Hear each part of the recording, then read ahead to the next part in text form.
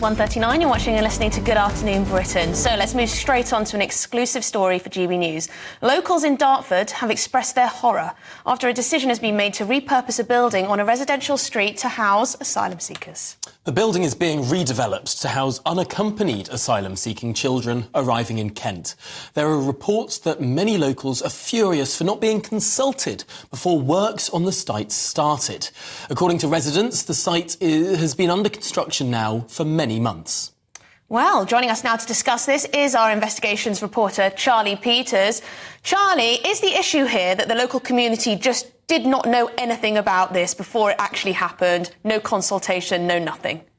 That's right, and as you just heard, the works had started back in October now, so many months into this process before it was revealed that this building, the Limes in Dartford in Kent, was being redeveloped to house asylum-seeking children. But there's also an additional concern here, which is that this building has a covenant placed upon it from 1964, which was agreed between the NHS and Kent County Council to say that the building would only be used for elderly people, as an old people's home. And they say, locals have told GB News, that this restrictive covenant has not been respected as part of this new plan to rehouse unaccompanied asylum-seeking children at the building. Kent County Council, for their part, has told GB News that the covenant will be updated before the repurposing is complete and the building opens for asylum-seeking children. They say that their legal team is in discussion with the NHS to achieve that.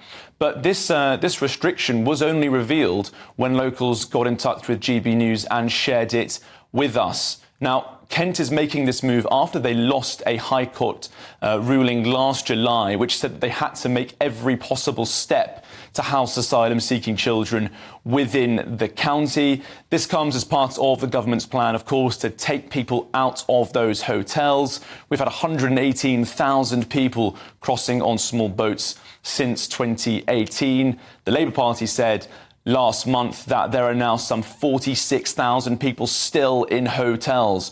So Kent is going to be one of the many places where these temporary accommodation sites are going to be used. We then expect people to be moved around the country as part of the national transfer scheme while their claims are assessed. But what to do with children is more difficult, of course, especially those that are unaccompanied. Kent have told me just in the last 10 minutes, in fact, that they're going to have round-the-clock supervision and security at the site, and also a curfew on the location, social workers assigned to every single child, and that they will be no older than 18.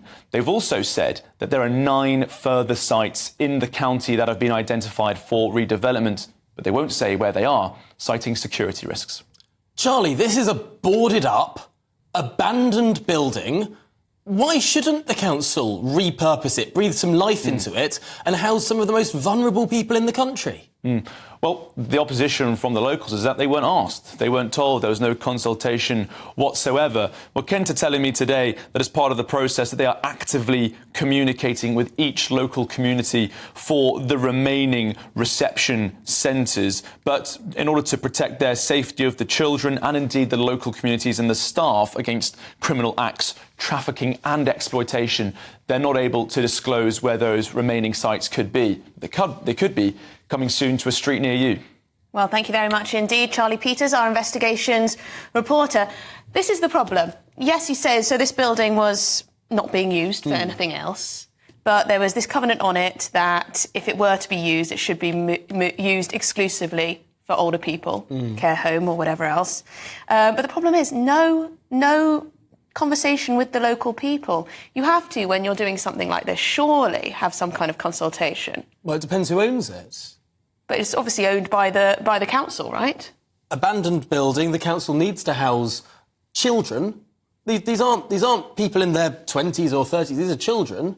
So why do you think all these locals are furious? It's because there's been a lack of consultation. You've got to have consultation. I think if there was a consultation, people would still be angry. Maybe. Let us know what you think. GBViews at gbnews.com. But yes, it wasn't being used for anything else. No. At that time. Actually, here's what the locals should do. Here's how I'd get behind the locals. Go on. They should redevelop. They should submit a proposal to the council saying, you know what, you will have our consent if you turn this into housing. Let's turn this into housing, perhaps social housing. And here's a plan that we'll completely approve of. Or let's turn it into a local pub and we promise we'll run it as a community and we'll go there. You know, do something. Don't just leave an abandoned building there. Yes, I think people are just fed up of the government and their immigration and asylum policy, to be honest. It's so much bigger than this.